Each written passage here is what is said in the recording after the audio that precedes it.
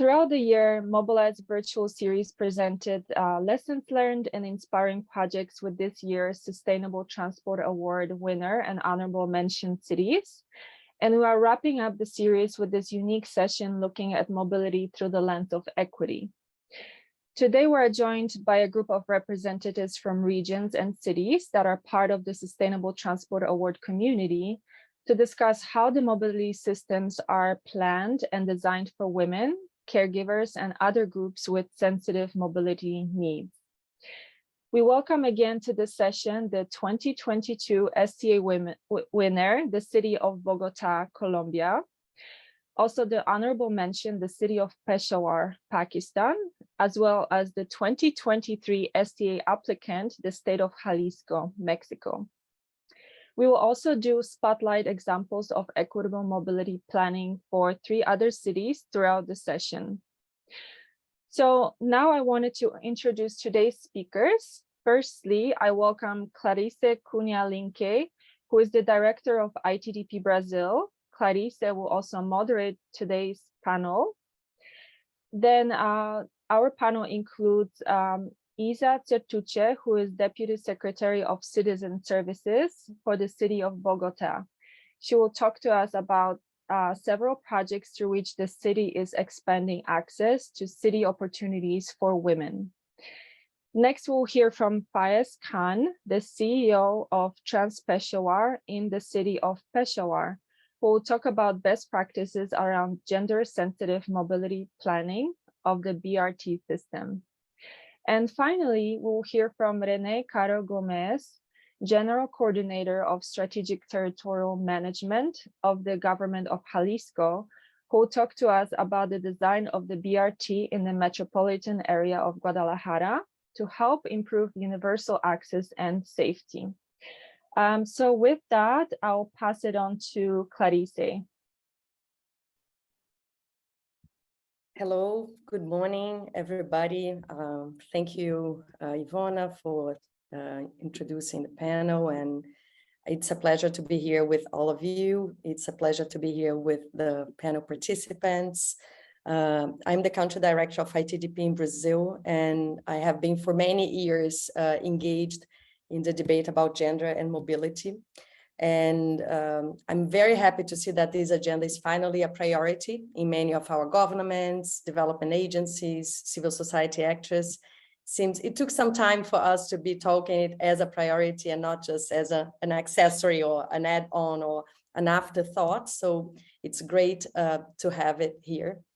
We know that women represent more than half of the world's population, but they suffer systematic gender discrimination in cities, especially poorer women, and this is very much the case of our cities and in the so-called global South.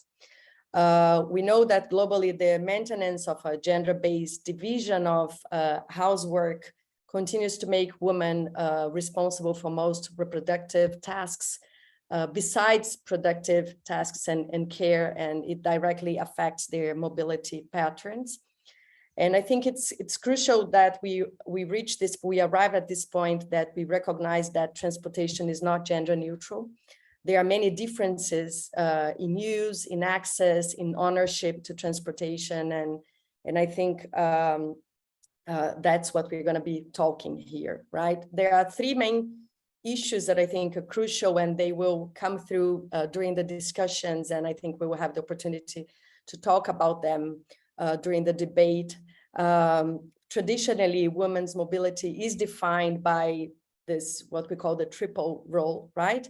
Access to productive work, household chores, and care.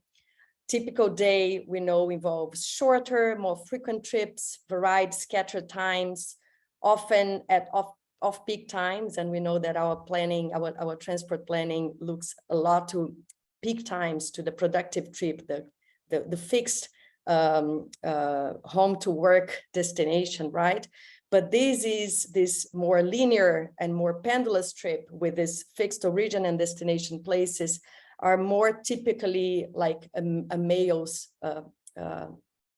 trip and not the woman's trip, right? So the woman has this variety of trips, and the fact that they rely and we have data on it globally, they rely more on public transport system and more on non-motorized modes, is what also turns out to impact their capacity to access job opportunities, to access other opportunities in the cities, right?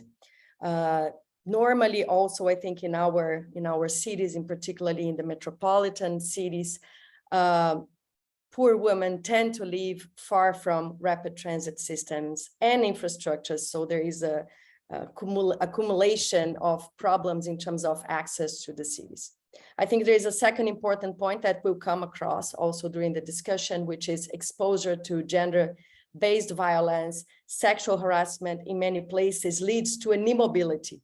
So many women opt not to leave their home or not to use a specific transport system. I think this will be very interesting for us to see some discussions here. And so addressing the issue about gender-based violence and sexual harassment, in particular in the transport system, but in the cities overall, is crucial, and it is a priority. And I think a third point that will also appear here is that there are many differences in terms of who in fact plans, operates, and manages the transport systems, right? So I think it is crucial for us to address the issue of sexual harassment, to address the issue of a system that is planned, focusing on the typical male trip rather than women. For us to address these 2 points, we need more women involved in planning, in operating, and in managing the systems. We need women that are the users, right? So the typical user in our countries, there are many typical different users. And I think we're going to be talking a little bit about what is vulnerability in each place and who are really these different groups in each one of our realities, and how do we involve them, not only in a consultation participation process, this is crucial, and we are going to be hearing about it as well, but also in the planning process more actively, so in the corporate sector of transport. And I think this is a big shift that we are seeing in our system. So we're going to be hearing Bogotá, Peshawar, and the state of Jalisco here. They are all cities that are innovating with very interesting strategies and interventions that I think can really inspire all of us. And I'm really happy to be here and to be moderating the panel afterwards. I have some questions that I find that can lead us to good discussions, but I also would like to invite the audience to send their questions, and I will be trying to mix them. So during the presentations, make your notes and let's make the most out of this time. Thank you very much. Thank you, Clarice. And I'm going to cue a short video from last year's STA winner, the city of Jakarta.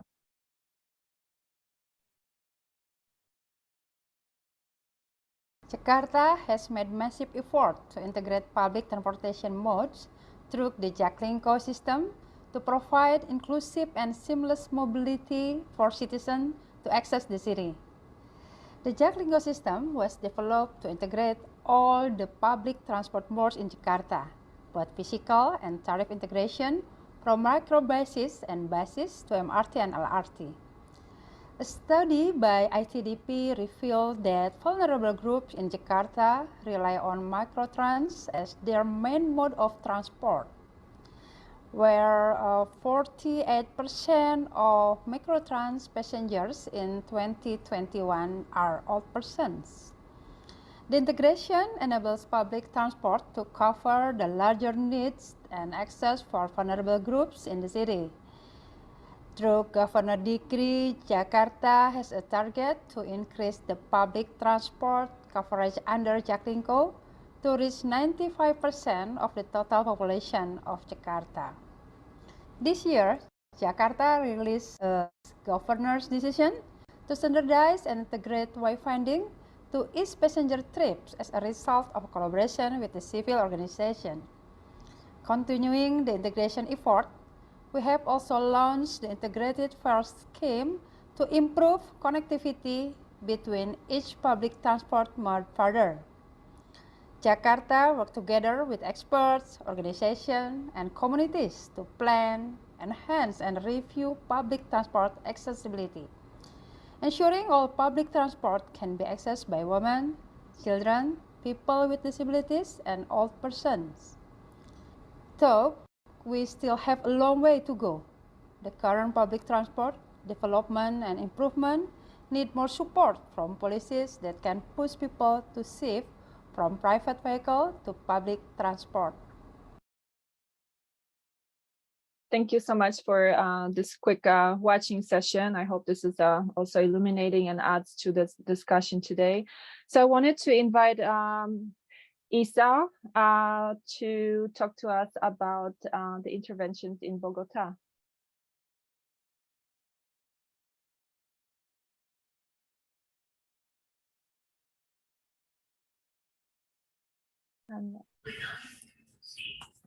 Hola, buenos días a todos y a todas las personas que nos escuchan en este momento. Hello, everyone listening to us. First of all, I want to tell you how grateful we are to have the spaces because we're fully convinced that in terms of gender mobility, to talk about this, we have to discuss so many things. We have to share experiences. We have to show that each city has been working, gathering information and moving forward in terms of different processes for mobility to be related to inclusion and something that has to do so much with women. Let me start out by telling you that a few years ago, Bogota has been taking very important steps to, first of all, improve figures. We have to know, in effect, how we women move throughout the cities. And in this context of urban planning, the city is also, we know that it's designed for male trips, male mobility. And this is what we are facing today vis-a-vis transportation models.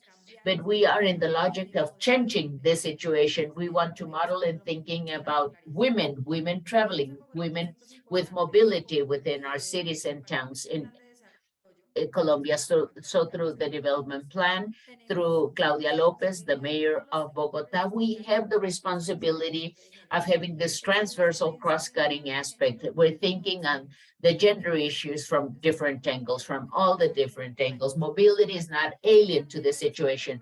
And we also want to respond to a logic, which is the logic of the caregiving, district caregiving system, where we have services, all the different services in the different streets. We have 12 caregiving communities where we are contributing. We have services for women to have quality time and things that are not associated to caregiving. We want women to have free time, to be trained, to be getting formation and training sessions with accessible spaces, inclusive spaces where women can have their own mobility. So let me go on to the presentation. Do you have it? Could we share it on the screen, please? Thank you.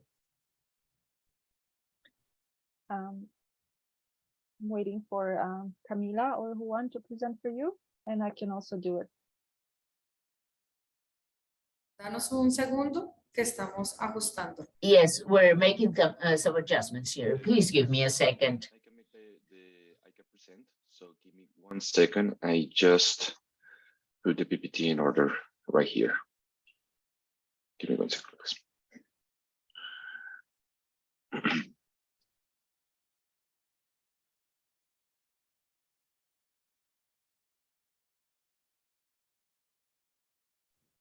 Bueno, mientras Juan nos muestra la presentación. In the meantime, while we get the presentation on the screen, let me tell you that we have been taking steps so that, in effect, all the gender issues will match mobility and caregiving and sustainable mobility, because this is very important. We're opening the path towards a city with so many bicycle trips, and we're also moving also in pedestrian people who are walking and using the bicycle. They've become the pillars of city of urban mobility in Colombia. Yes, please. And we need to work in inclusive systems. The shared bicycle system is something we use now. We have caregiver circuits. Let me show you what we're doing in terms of closing gender gaps. We're fully convinced that when there's economic independence of women, you can do away with gender-based violence, and you can break the barrier of that type of terrible violence. And this is something we're working on. We're working on systems in public transportation. We want to do away with this violence based on danger, and we can have special care programs. But that type of violence also depends on economic dependence. This is a relevant factor. And through a process, a gender process, we want to transform dynamics, giving women other opportunities and other possibilities clearly related to the transportation sector.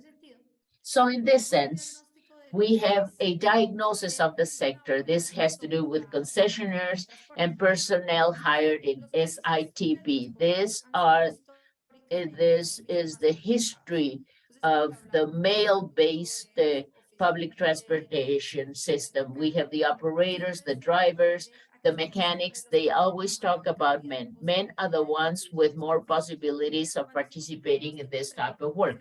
When we did the diagnosis, we found that the space given to women is just in traditional work. What is this? This is associated to administrative work or services, and also this is associated to services mainly, yes. And when we did this study, we found that of the 13,045 drivers of the SITP system, this is our public transportation, only 195 of them were women, and the rest men, of course. So this is 1 versus 99% ratio. So we're working so that we can close the gap next year. We at least want to have 5% of women operators for next year in public transportation in Bogotá. So gender barriers in the transport sector. We identified access barriers. And why is it that women are not part of this transport sector? We realize that there are so many barriers associated to cultural issues and historically gender issues. Women are not good drivers, for instance. We don't have the same skills, the same capacity or capabilities, or maybe we're just not interested in this type of job. We also did an analysis, a study for this project, and we also found that there was low training, technical training for women to be able to do this type of jobs. And so women have no certified experience for this. And we have established requirements for this type of work, and women do not meet those requirements.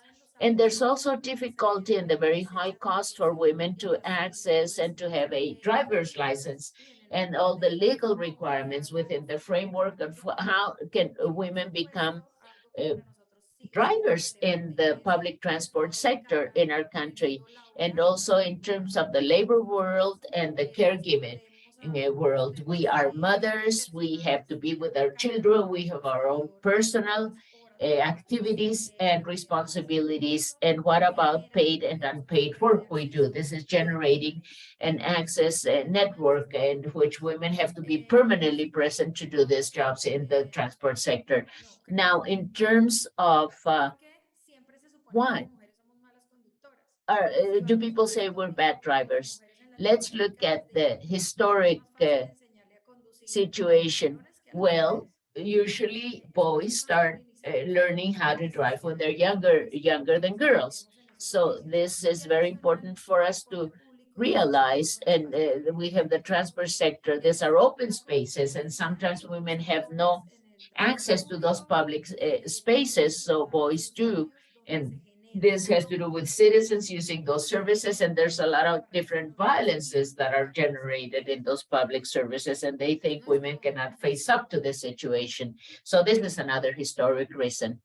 Yes, women in unconventional jobs or urban transport in Bogotá, we've designed a strategy, a project with very interesting results until now. For instance, this woman you see here, she was reclassified through this process. Now this woman has been hired She's the first driver, public district driver, operator. We call them operators. And so this is very, very important. This is the beginning of the operation. 50% women, starting with this woman in all types of jobs. Yes, for that, we had a comprehensive strategy. We reclassified 450 women. This is a comprehensive strategy to qualify and recategorize driving licenses. And we had the Women's Ministry of Bogotá, the Transmilenio. This is the Learning Center. That's the name of it, Transmilenio.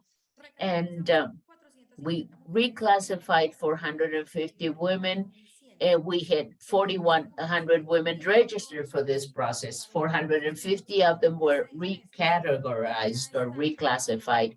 They're already working in this public transport system in Bogota.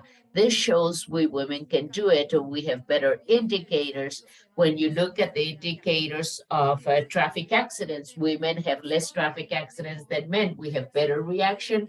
We have better ways of relating, and we have a better way of recognizing risks and hazards and dangers.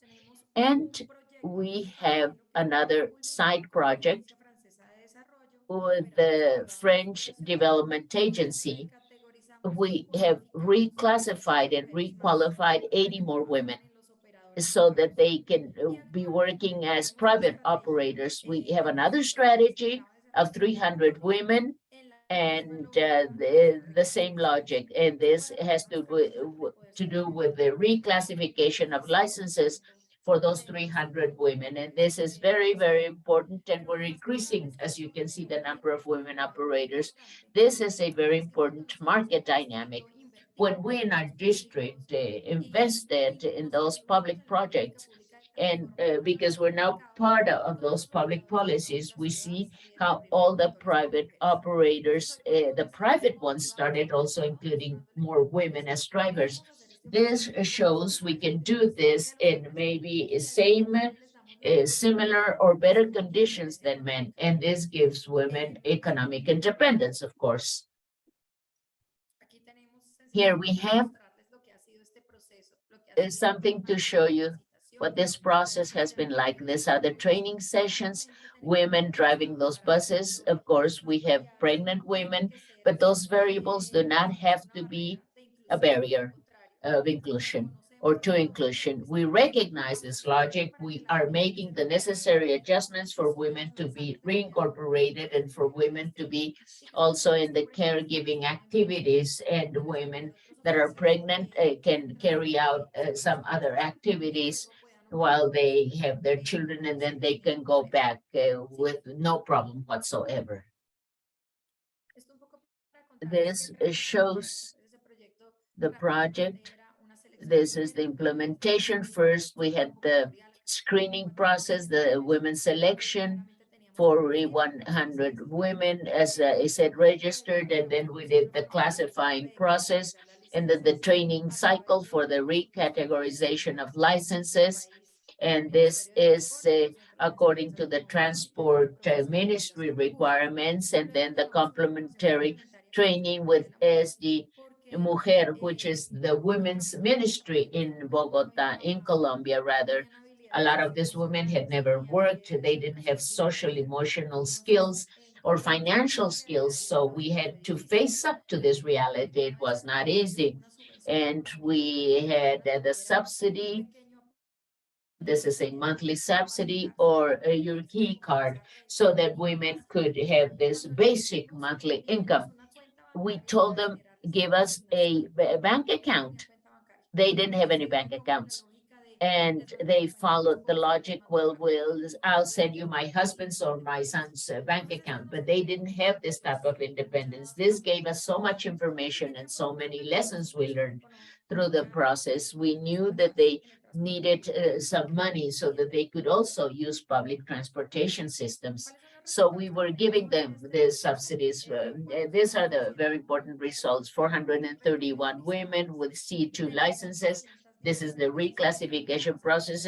We had 210 women hired in La Rolita. Moving forward, and 100 women hired by other operators. This is very important. 93 women with C2 license, 75 women hired by private operators, and 18 women by La Rolita. 1,092 pre-registered women for 300 participating women, 572 women with C1 licenses. Very successful program. What we're mainly interested is for women to participate in the labor market. We have a lot of jobs or job openings in the city, and this is opening this new horizon for women in Bogota.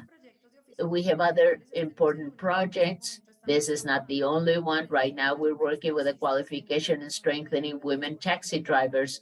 We have this process to promote the empowerment of individual women public transport drivers through intra and interinstitutional coordination work.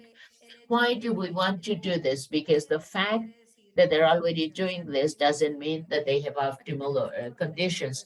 We want to strengthen those groups. We want to strengthen these women in the work we do in their trade through training sessions, of course. And we have the shared bicycle system, sustainable and inclusive mobility, gender perspective, always with a gender perspective. 150 chairs for kids, 150 bicycles, and you see the type of, we call them box bicycles, so that people can do other activities, go to the marketplace, go to the supermarket, and many other activities with no problem whatsoever. We're always working in inclusion. We have this hand bikes, and we have Spanish, English, and Braille, and we have QR codes with explanatory video with subtitles in sign language. This is very important, and everything is permeated by the gender issues with different aspects, women with disabilities, women that belong to ethnic groups, indigenous groups, for instance. So we're considering all the special conditions. Let me here show you, to conclude, equitable mobility planning. This is for Bogota. Pedestrians, of course, we're actively working on and with pedestrians. How is it that women that walk more than that use public transport systems, that they are the ones walking the last mile with women with special conditions, disabilities, for instance, or women with temporary disabilities, for instance, pregnant women crossing a street, well, it may be very difficult, especially if they're already caring for their own children. And we want those trips to be under the best conditions, of course. This is the last slide I wanted to show you. This is exactly what we are doing, and this is the part of the planning process, and we are transforming areas of the city that cars use as shortcuts and empower daily life by means of public space designed for pedestrians. We want people to really appropriate these public spaces. We are transforming intersections and also redistributing the street space to attend the needs of pedestrians. This is very important for us. This is my last slide. We have an award on this vital neighborhood, San Felipe. This is the San Felipe community. We have pedestrian lanes. The last mile is very important for us. We want this last mile to be very safe, especially for women. These are the pedestrian lanes. We have 6 of these communities throughout the city of Bogota, and tactical safe trips for women in Bogota. We are continuing our work in this. This is all I wanted to share with you today. Thank you so much for listening to me. Thank you so much, Isa Sertuche. So I'm going to just quickly Muchísimas gracias. Thank you. I'm sorry I cannot go into the Spanish. I'm trying to, this is the interpreter. I'm still in English, right? I'm trying to click on Spanish and I cannot I'm going go to play a quick video right now from Recife.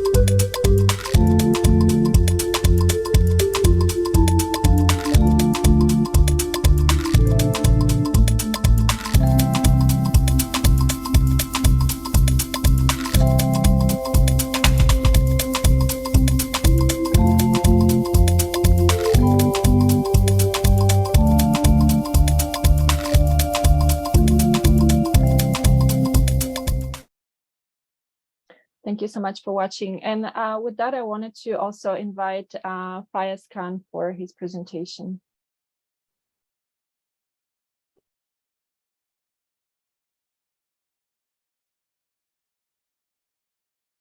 Hello, Fayaz. Hello, hi. Can you see the screen? Yes, we can. Thank you. Okay. Good morning, good afternoon, good evening, everyone. I am Fayaz Khan, CEO of Trans Peshawar, the company responsible for managing the Peshawar BRT. And today I'm going to share with you our efforts on social inclusion, some lessons learned, and the benefits of social inclusion for the city of Peshawar. Just for everyone who doesn't know about Peshawar, it is a city located in Pakistan. It is surrounded by the tribal areas of Pakistan, and it is also very close to the border of Afghanistan. So the city has been affected by wars and act of terrorism for a long time.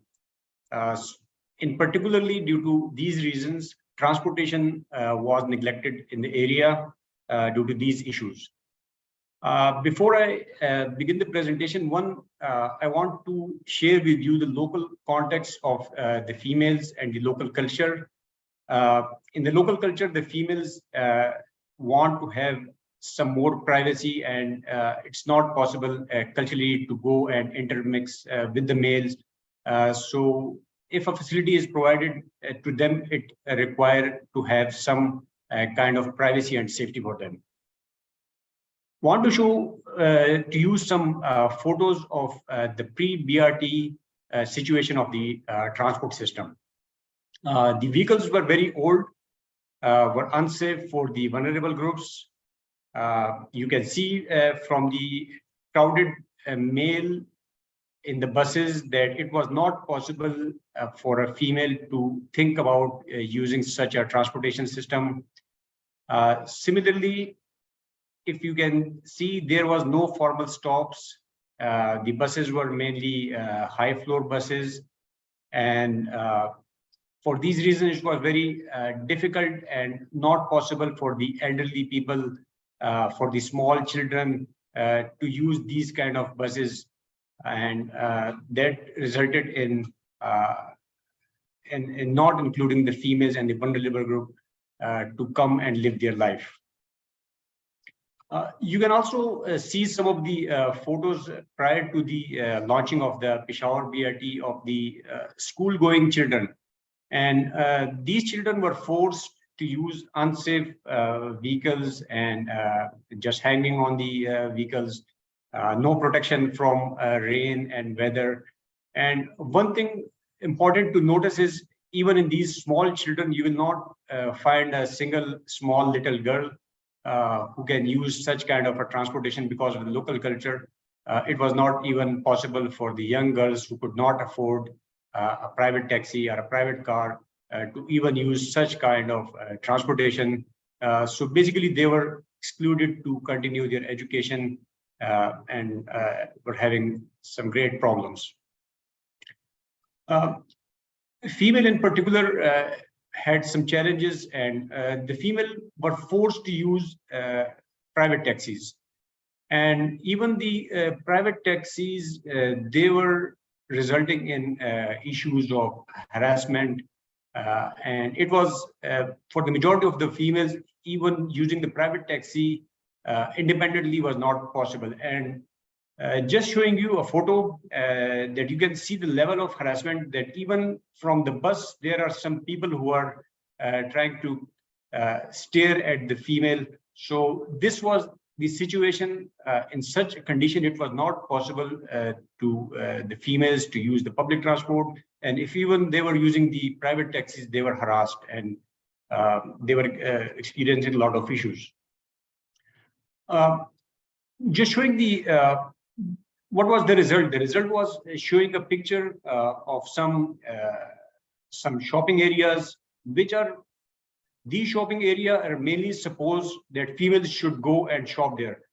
And these are the pictures of the pre-BRT. Because of the mobility issues, To these areas, you can see 99% of the people where females should be coming, enjoy their shopping, come out and feel their independence. But you cannot see a single woman in these shopping areas because of the mobility issues. So in order to deal with the issue, the Peshawar BRT was launched by the government of Khyber Pakhtunkhwa with the support of the Asian Development Bank and the French bank AFD. And just on a high level, the BRT system included 47 kilometers of dedicated corridor, 30 stations, 244 environmental friendly buses. Currently, we are operating 10 routes. We are having a bicycle sharing system for the last mile connectivity. Now, just about the main success of our project. Today, the ridership of Peshawar BRT is over 250,000. And we are proud to say that around 70% of the ridership is composed of the vulnerable groups who are not able to access the public transport before, especially the females, the school-going children, the disabled, and even the transgenders. So we were right from the initiation of the project, upfront during the planning phase of the project, we started to set targets. We did the need assessment, and these need assessment and targets were set in consultation directly with those groups. We met with the child protection groups to give us the best practices for giving confidence to the children and their parents to use our system. We met with the bodies that are responsible for harassment, anti-harassment in the workplaces, and then met with the females about their needs. So upfront, we set targets, we run awareness campaigns, and it was all done with active participation and active coordination of the different agencies. During the execution phase, we consulted those vulnerable groups again. For instance, when the first prototype bus we brought into Peshawar, so we invited the PWDs, the people who are using the wheelchairs, and we invited the females to test the bus, to test our system during the execution phase, that what improvements can be done to the system. So we asked them to run through, like the photo in the middle is the wheelchair. They are basically testing the fare gate areas, if they are comfortable with the fare gate spacing. Similarly, they tested the boarding bridges in the buses, the platform, and so on. And then we also invited international experts to share their experiences on the best practices, and we adopted those best practices. And then we framed contracts and created KPIs so that these become contractual and legal obligations to follow on and monitor in future, and payments to the different vendors are linked to these KPIs. During the operation phase, again, we created knowledge corners at the station to share information with the females, to give them the material to what to do if they find any type of harassment, who to contact, what to do. The photo on the left side, we are proud to share that Peshawar BRT is the first system in Pakistan that gave seating for transgenders. Before this system, transgender were not allowed by the males because the male were harassing them, so they were not comfortable. And then the females were not allowing them in their areas due to the cultural issues.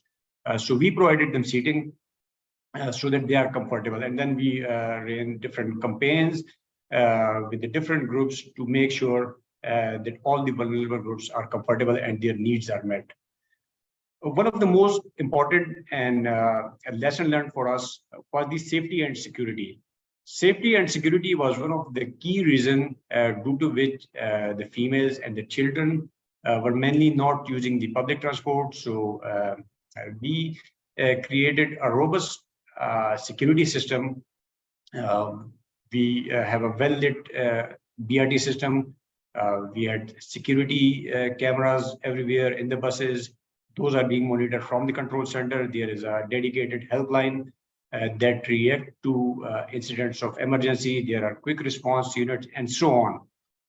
And then another success story was the children who were not able to use the public transport due to these efforts right from the planning and setting up the KPIs can now use the system independently. Small children who are going to kindergarten, grade 1, small girls, they can use the system without accompanying parents. And this is a great success for Peshawar BRT.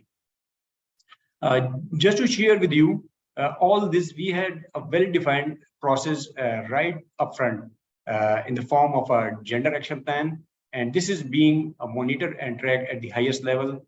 I, as the CEO, is directly responsible to oversee the gender action plan.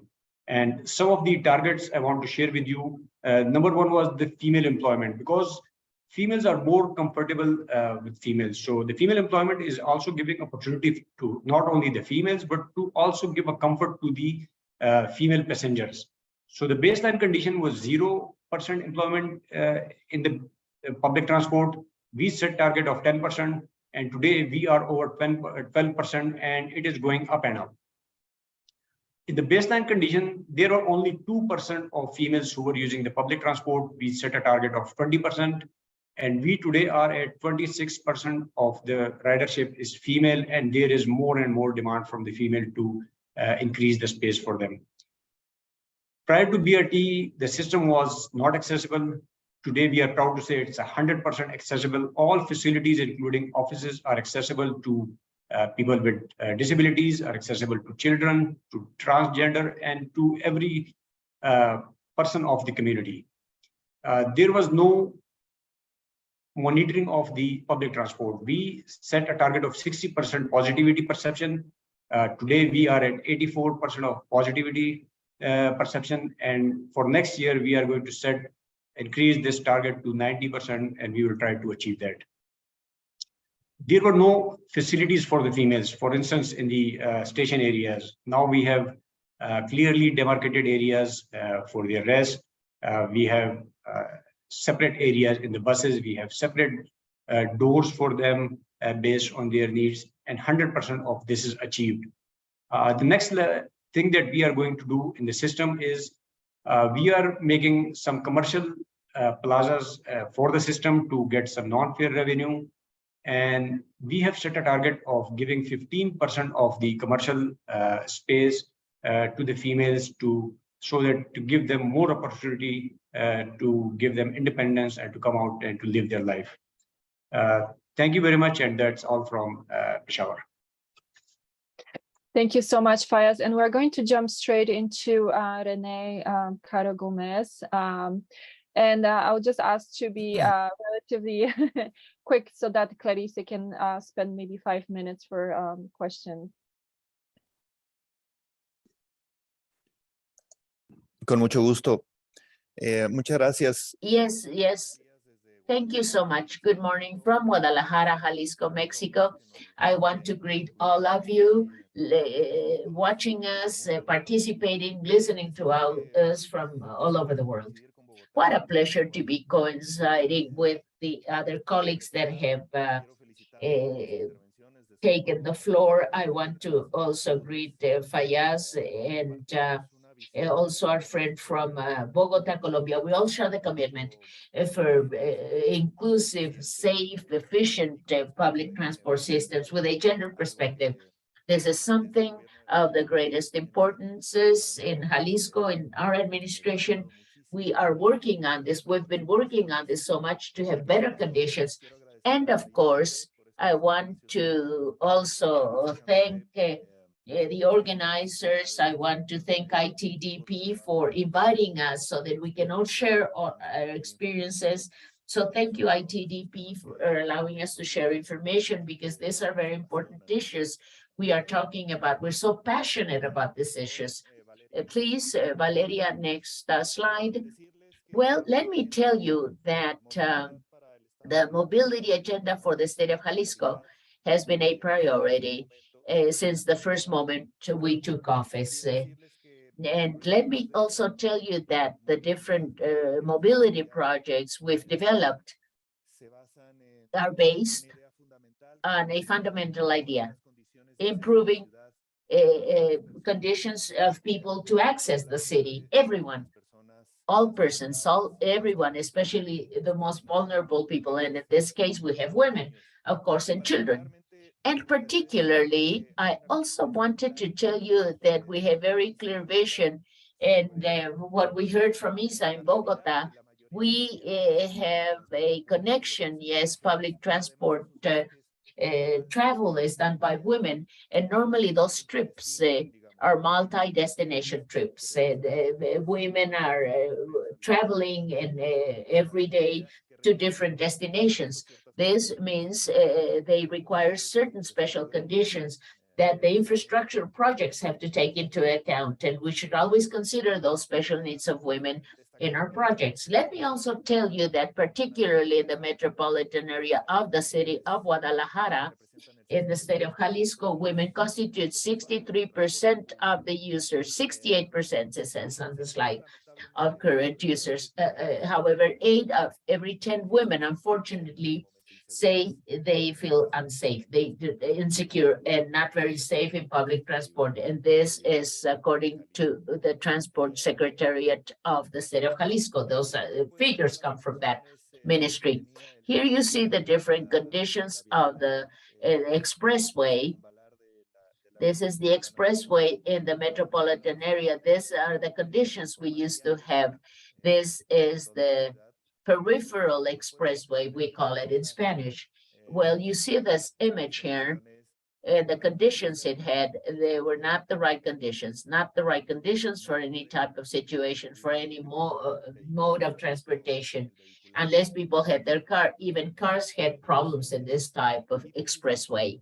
And given those characteristics, there's an urban barrier. And so there was a division. You had a division of the city in the inner city and the peripheral part of the city, the expressway. This generated inequities became even worse. Inequities for everyone, especially people who were living in this peripheral area of the city.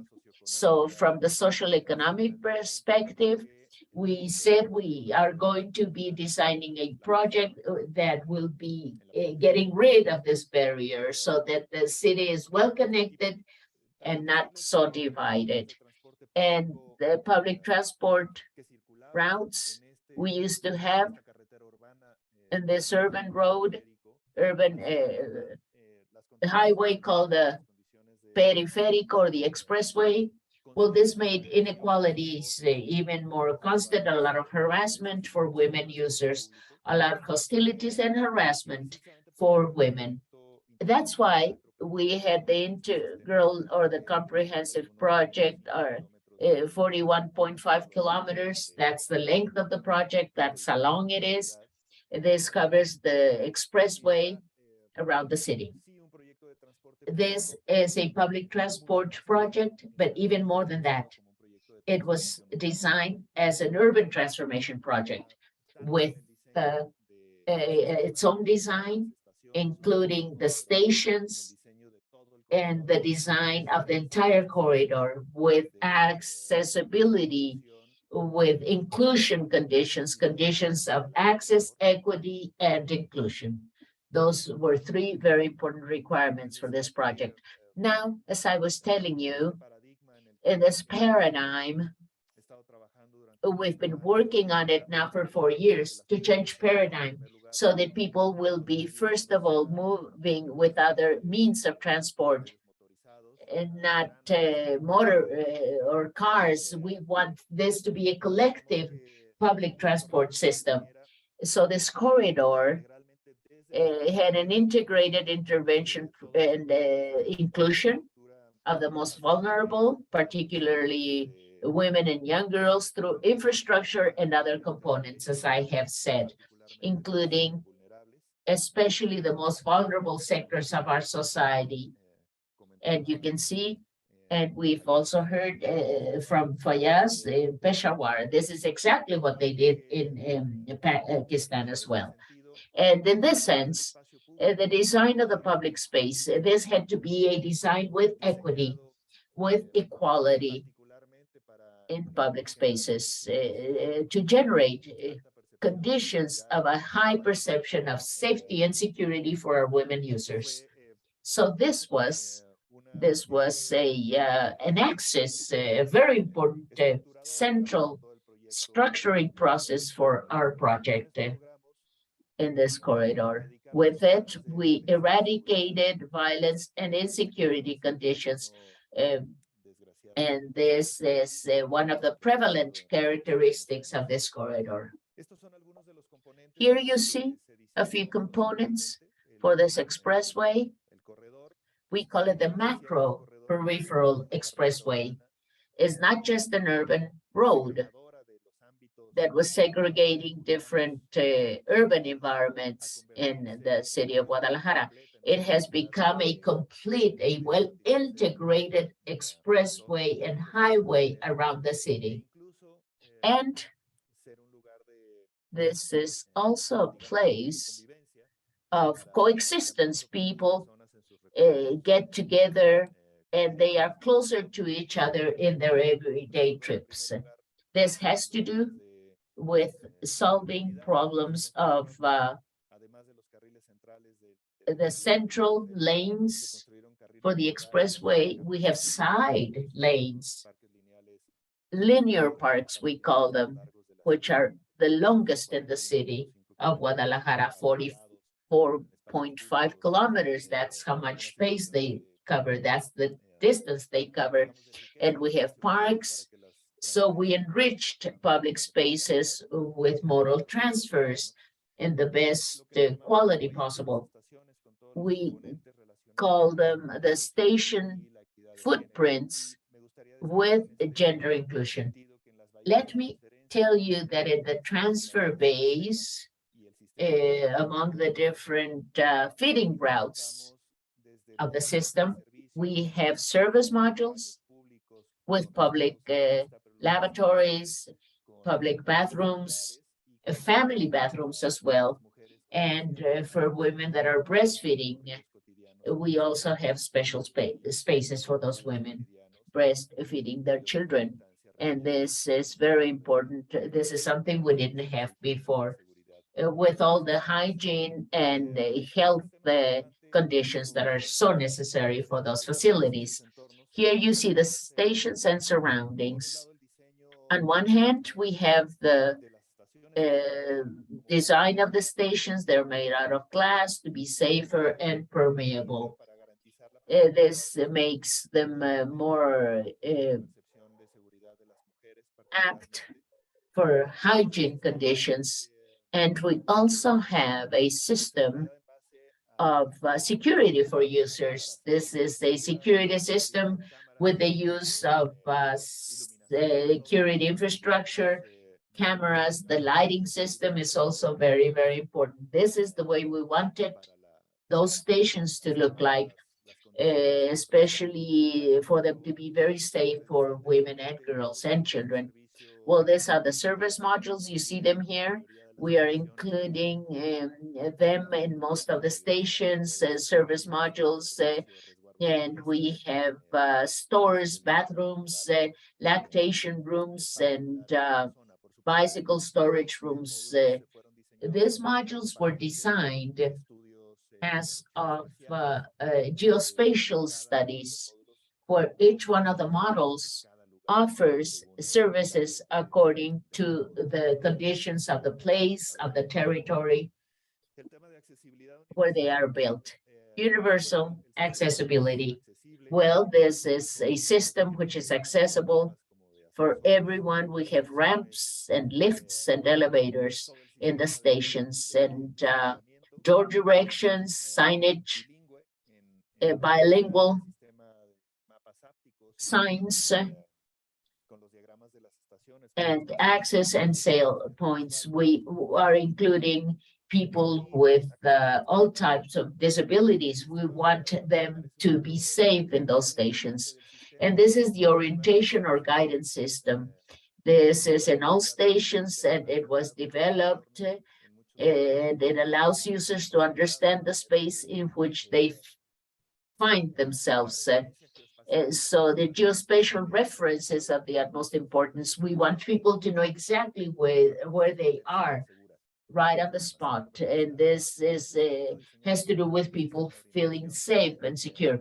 So this is why we call it the orientation system. We want people to be well oriented. We have 3 elements in this orientation system: access doors that include neighborhood maps and operational information. The person has to know exactly where the person is located.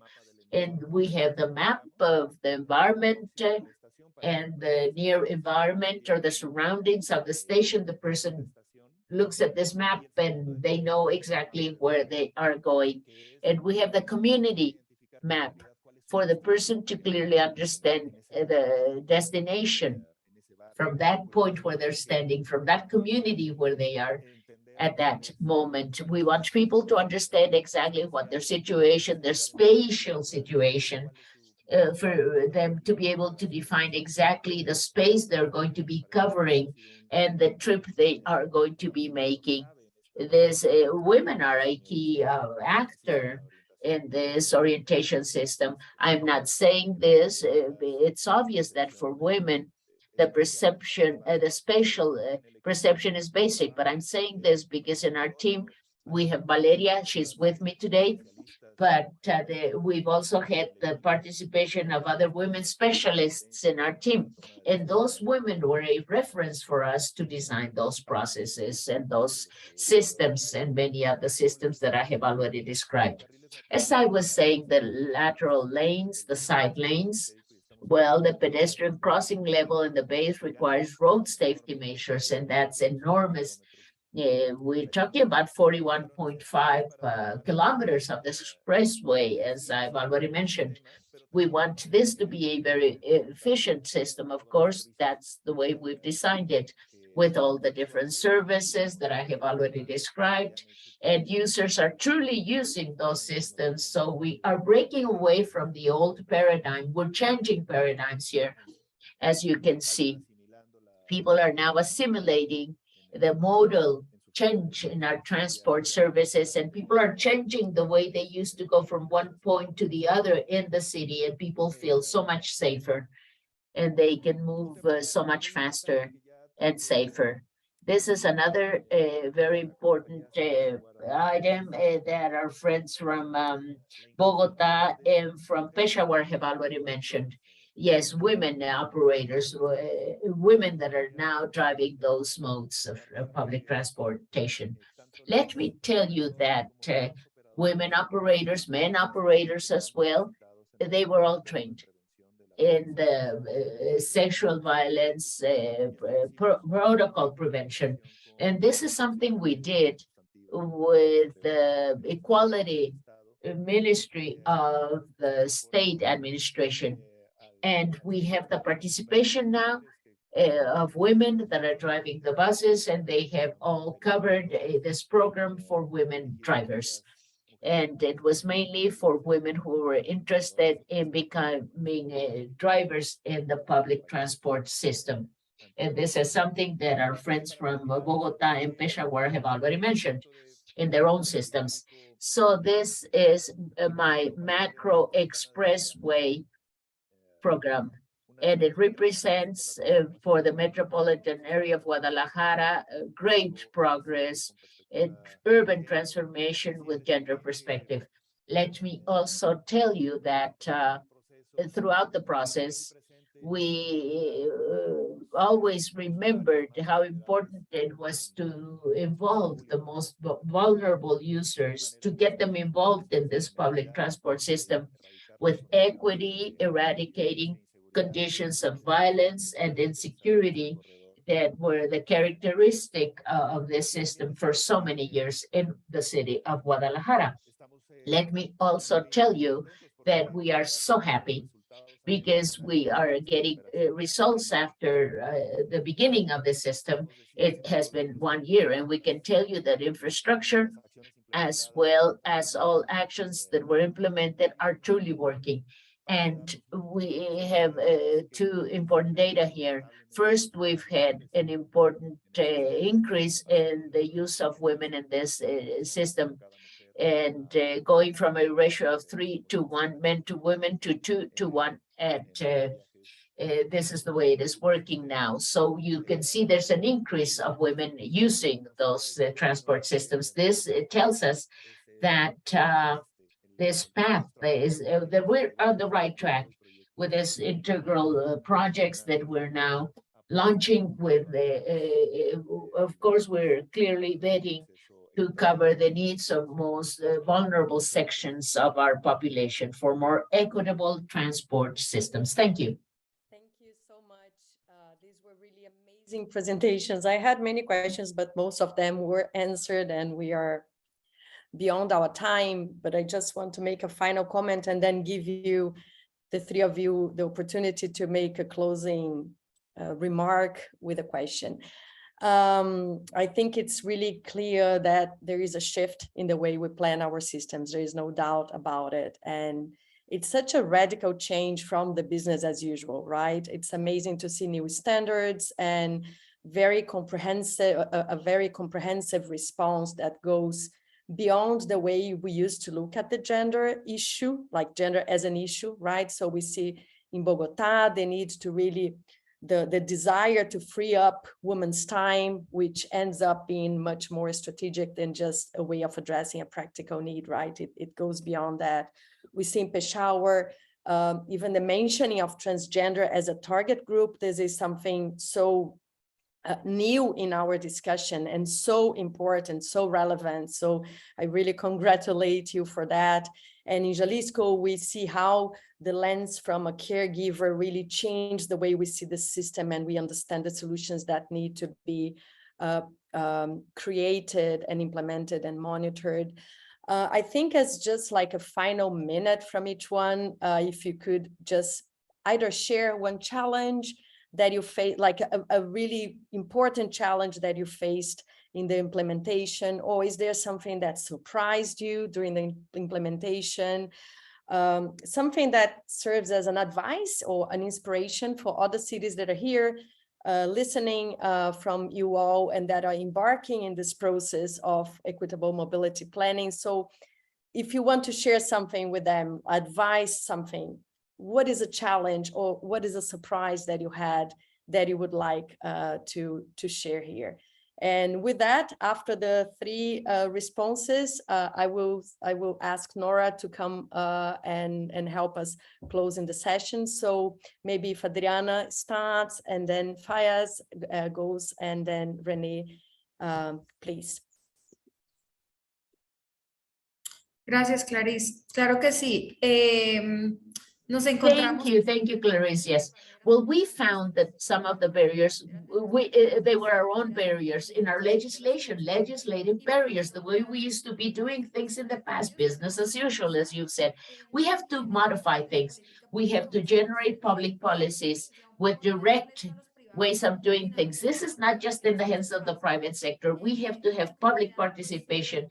And yes, I truly believe that the recommendation is for us to continue including the gender perspective. We cannot stop. We have to repeat it. We have to make it visible. We have to have better patterns. We have to have better constructs in terms of our own responsibility, so that clearly we can start doing this, using this gender perspective right at the moment we're planning and designing our programs. Thank you. So Fayaz, please.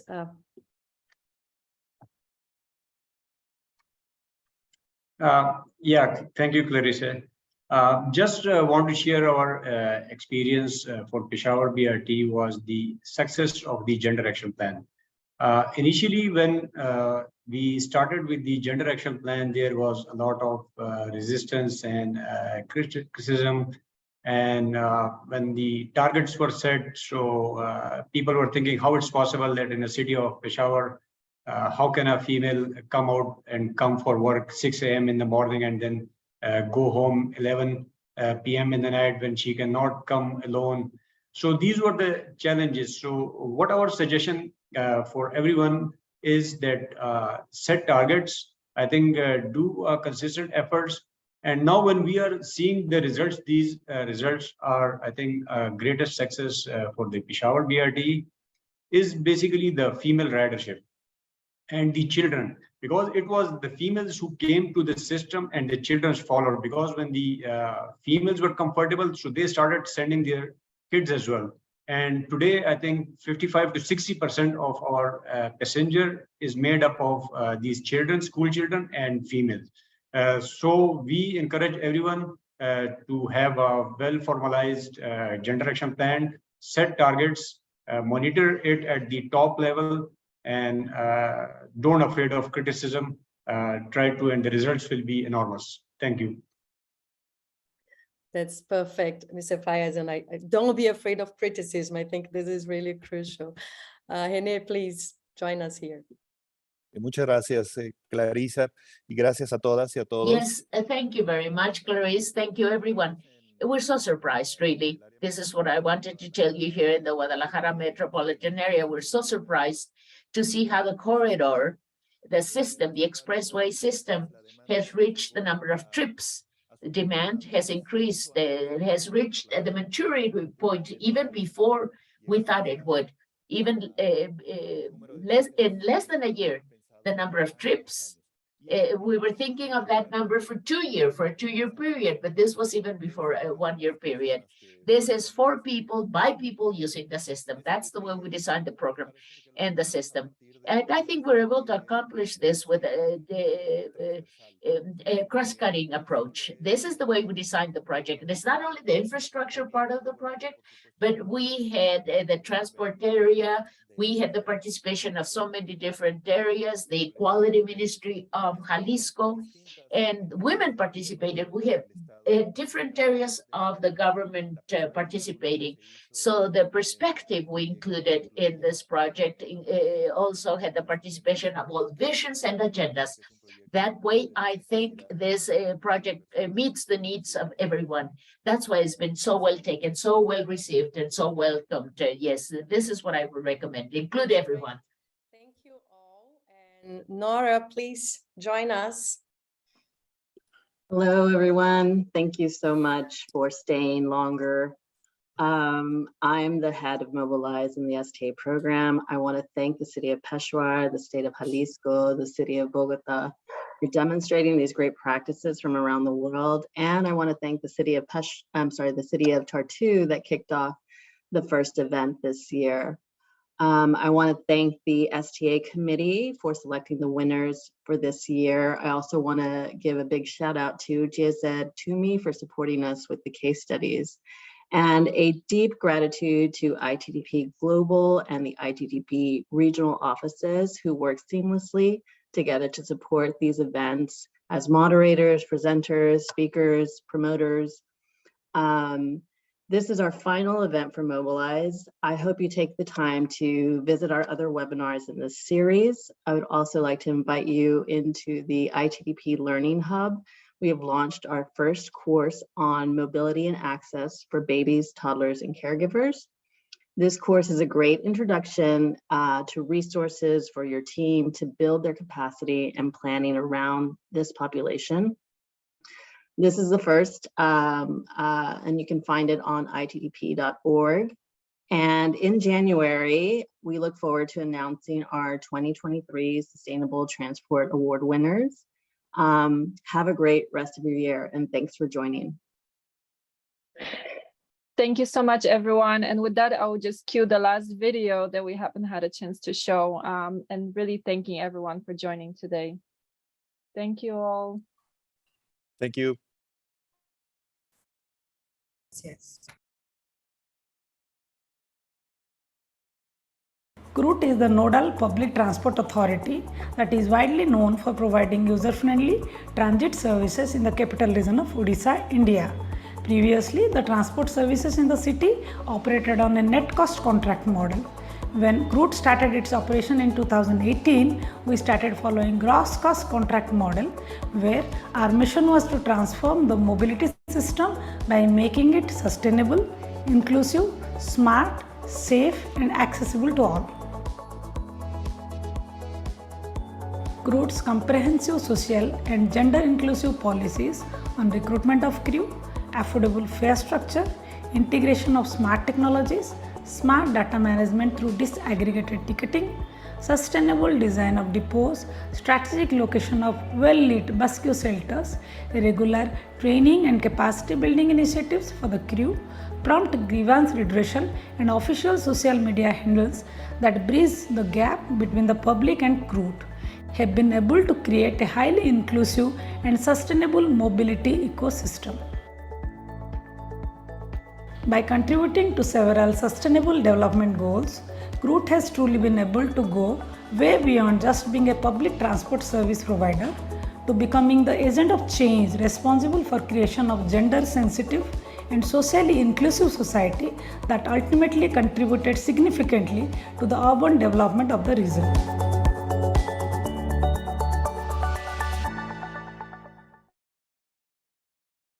Thank you, everyone. Take care. See you in 2023.